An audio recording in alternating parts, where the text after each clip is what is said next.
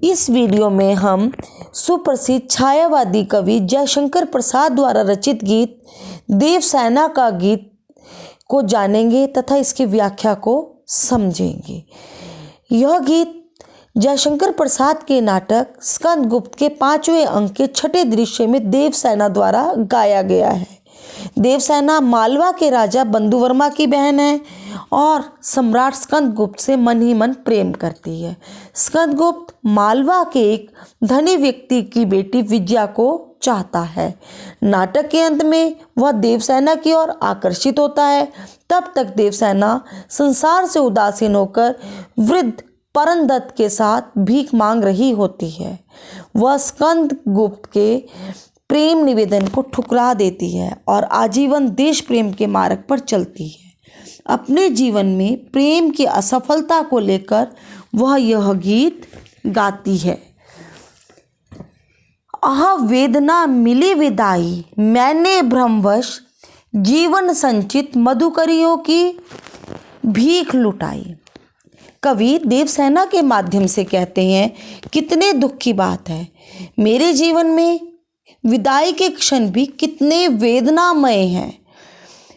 मैंने प्यार के भ्रम में फंसकर जीवन में संचित अनुभवों को ऐसे लुटा दिया जैसे कोई भिखारी भिक्षा में प्राप्त अन्न अज्ञानतावश लुटा देता है। मधुकरियों का मतलब होता है भिखारी। छल छल थे संध्या के श्रमकन, आंसू से गिरते थे प्रतिक्षण। देवसेना कहती है, आज अपने जीवन के अंतिम पड़ाव में मैं देखती हूँ कि संध्या भी परिश्रम से थकी पसीना बहाती है और निराशा और दुख के आंसू गिराती है। मेरी यात्रा पर लेती थी निर्वरता अनंत अंगड़ाई। मेरे इस जीवन की यात्रा में सदा ही सन्नाटा रहा, अंतिम क्षण भी सुनसान है। देवसेना को लगता है कि उसका जीवन प्यार के बिना सूना और निरर्थक ही बीत गया। उसके जीवन में असीम खामोशी ने अंगड़ाई ही ली। श्रमित स्वपन की मधुमाया में, गहन विपिन की तरु छाया में, मेरे प्यार का सपना कब का थक हार चुका है, परंतु अभी भी उसका मोह नहीं छूटता। कहने का तात्पर्य यह है कि अभी भी प्यार पाने की लालसा जाग उठती है।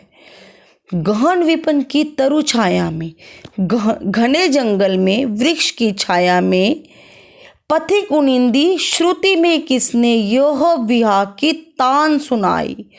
भी किसी मुसाफिर ने उसे अचानक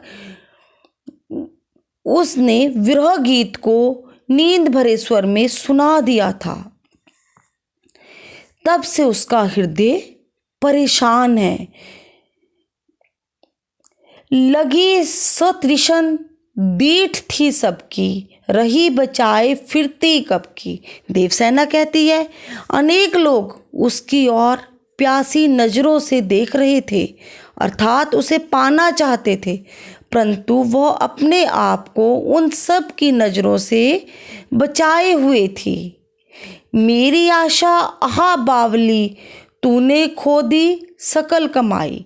मेरी आशा पगली थी, निराधार थी, खत्म होने का नाम ही नहीं लेती थी। आज उस आशा ने भी अपनी सारी कमाई खो दी है, अर्थात अंतिम आशा भी समाप्त हो गई है। चढ़कर मेरे जीवन रथ पर ले चल रहा अपने पथ पर। देवसेना आगे कहती है, मेरे कमजोर कदमों के साथ साथ विनाश मेरे जीवन रथ पर चढ़कर अपने रास्ते पर बढ़ता जा रहा है। कहने का भाव यह है कि मेरा हर कदम मेरे जीवन को सर्वनाश की ओर ले जा रहा है।